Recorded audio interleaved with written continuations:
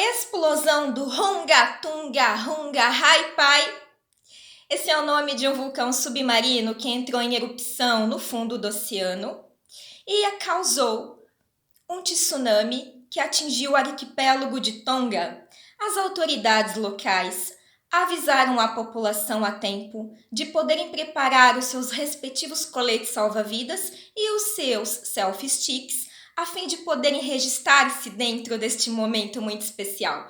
Houve até um morador local que aproveitou minutos antes da ocasião para poder treinar boxe contra uma bananeira e em seguida já estava suficientemente preparado de braços abertos para receber as grandes ondas com a chegada do tsunami no arquipélago de Tonga. Vejam a seguir. Ondas de 1,20 m de altura atingiram a ilha e pegaram alguns moradores de surpresa.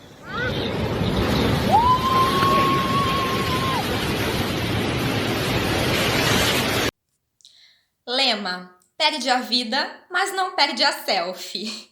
Eu estou a rir, mas realmente não houveram registros de mortos nem de feridos na região. Como puderam ver, a força do tsunami que atingiu o arquipélago de Tonga não estava na sua máxima agressividade. Que bom! Entretanto, o objetivo desse vídeo é falar a respeito da evolução das redes sociais, da internet, dos nossos sistemas informáticos. Muitas pessoas gostam de dizer, gostam de afirmar dentro dos seus conceitos, generalizam a dizer que a internet, as redes sociais estão afetando negativamente o comportamento das pessoas, estão causando deturpação de valores, inversão de valores. Eu não vejo dessa forma. Eu acredito que o ser humano já possuía dentro de si, independente da existência ou não da internet, a sua porção luz e a sua porção sombras. E agora, com o advento da internet que atinge o mundo inteiro, uma vez que uma pessoa fica a saber que o que ela fala aqui pode ser ouvido de forma instantânea do outro lado do mundo, isso causa um incentivo para que as pessoas queiram se expressar, queiram retirar o que elas consideram importantes e o melhor de dentro de si. Então, isso acaba sendo um incentivo para que o ser humano mostre o que há de dentro do seu comportamento. Então, apesar de sim ter o seu lado obscuro, a internet tem o seu lado muito positivo, que é numa situação como essa, por exemplo, desse exemplo que eu dei, do que aconteceu ali no arquipélago, o ser humano poder observar o comportamento da sua própria espécie, da sua própria raça, diante de uma situação como essa, uma situação de risco, uma situação de perigo. E entre outros, né, nesse caso acabou não sendo uma catástrofe, foi uma situação engraçada, ainda bem, mas é possível nós tirarmos várias conclusões, inclusive psicológicas, e de forma instantânea, algo que antes era impensado, que seria impossível nós termos acesso, a menos que nós estivéssemos lá para ver o que aconteceu, ou que nós fôssemos moradores locais, mas com a internet isso chega com uma velocidade absurda em momentos que antes jamais poderiam ser registrados, são registrados e nós temos acesso. Então, isso é muito lindo. É a internet, as redes sociais, os sistemas informáticos nos ajudando a nos enxergar como ser humano, como sociedade e causarmos um processo não só de autoconhecimento interno, mas de conhecimento do nosso próprio próximo e nos entendermos melhor como sociedade. Eu vou tentar resumir a minha experiência com a internet ao longo do tempo. Meu nome é Érica, eu tenho 41 anos, sou do interior do estado de São Paulo, hoje eu vivo em Sintra, Portugal. Há 23 anos atrás, no ano de 1999, foi o meu primeiro contato com a internet. Eu havia acabado de entrar para ser estudante na Universidade de São Paulo e nós utilizávamos os sistemas informáticos da universidade, havia um departamento de informática dentro da Escola Superior de Agricultura Luiz de Queiroz, a ESALQ. E foi o primeiro e-mail que eu tive, foram que o pessoal, os profissionais daquele departamento de informática criaram para nós. Era o meu nome, @exalq.usp.br, algo assim. Então foram os meus primeiros contatos com a internet. Naquela altura, eu me lembro que era conexão de escada, era muito lento já para poder entrar.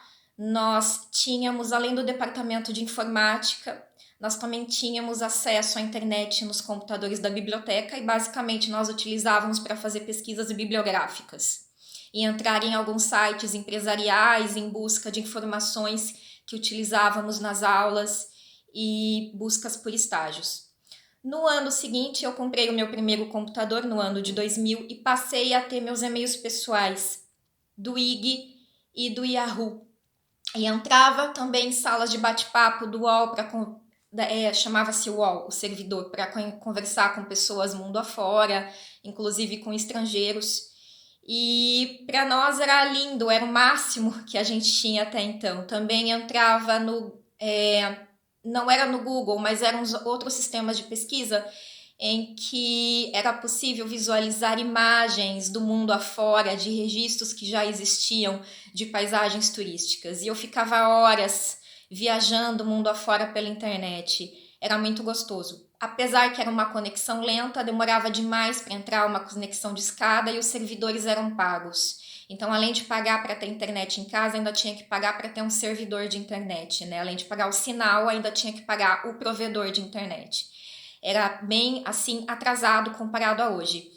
E o meu primeiro telemóvel, eu só vim a comprar o meu primeiro telemóvel do estilo smartphone no ano de 2014. Antes disso, eu até tive um telemóvel que entrava no navegador web, mas também era uma conexão muito ruim, semelhante com a conexão de escada. E a partir de 2014 eu passei a ter mesmo um smartphone muito bom, era da Samsung, os primeiros smartphones que eu tiveram sempre foram da Samsung. Depois eu também tive da Motorola. E já era uma outra internet, muito próxima do que nós temos hoje. Então, e para finalizar, a partir de 2014 para cá, tudo que isso sucedeu na minha vida teve uma enorme participação da internet. Eu realizei um ano do meu doutoramento em engenharia mecânica na Universidade de Toulouse, na França. Foi uma parceria entre a Unesp, Universidade Estadual Paulista no Brasil, e a Universidade de Toulouse no campus de Tarbes, na França. E todo o contato, 100% do contato com os profissionais da Universidade de Toulouse, até antes da minha chegada pessoalmente lá, foi inteiramente pela internet. Todo envio de documento, burocracia, entrevistas, envio de projetos e tudo mais. Sem a internet, isso não seria impossível. E existiam pessoas que fizeram antes dessa forma também, esse tipo de estudo. Mas era muito mais demorado. Na velocidade e com a facilidade que nós fizemos somente com o auxílio da internet. Um ano depois eu voltei ao Brasil, finalizei a minha tese de doutoramento e no mesmo mês que eu estava finalizando a tese, eu consegui ser aprovada num concurso de investigação da Universidade Nova de Lisboa e foi quando eu conheci Portugal. Isso também só foi possível por meio da internet, porque eu defendi a minha tese no dia 11 de julho de 2016. No dia 23 de julho, eu já estava entrando no avião para desembarcar em Lisboa. Então, nessa velocidade, nessa rapidez, a burocracia, a questão de visto, a questão de participar do concurso, entrevistas via Skype. Uma vez que eu fiquei a saber do concurso entre o final de mês de abril e de maio, e 2 meses, em menos de 2 meses, na verdade, desde que eu entrei com a documentação, eu já estava aqui. Foi, assim, uma coisa absurdamente rápida. Isso só foi possível com o auxílio da internet. E hoje eu não consigo imaginar o meu mundo sem internet. Eu faço pagamentos de conta, recebimentos de dinheiro, converso com a minha família, com os meus amigos no exterior. É impossível ficar sem falar com eles, não tem como, e a internet ajuda muito nisso. Por telefone seria algo muito caro e não tem a mesma proximidade. Pela internet é possível fazer chamadas de vídeos e pelo menos cria um mínimo de aproximação que já ajuda para que a gente não se sinta tão isolado, tão sozinho, estando do outro lado do mundo. E eu acredito que se a internet falhar hoje, a sociedade entra em colapso. Nós estamos inteiramente dependentes da internet. Isso não é ruim, eu não vejo isso, eu acho que é um sistema,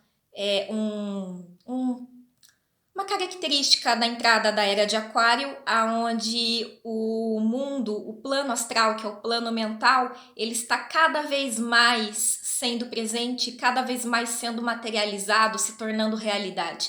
Como se o mundo virtual já fosse a nossa própria realidade. Muitas pessoas têm uma vida mais real no mundo virtual, onde elas se mostram mais do que na própria vida física delas, né? Algumas pessoas elas se expressam mais e até trabalham com isso, precisam muito isso e vivem muito mais nesse mundo virtual. Então, até que ponto esse mundo virtual é virtual? Eu já acredito que esse mundo virtual já está se tornando mais real do que o nosso próprio mundo físico.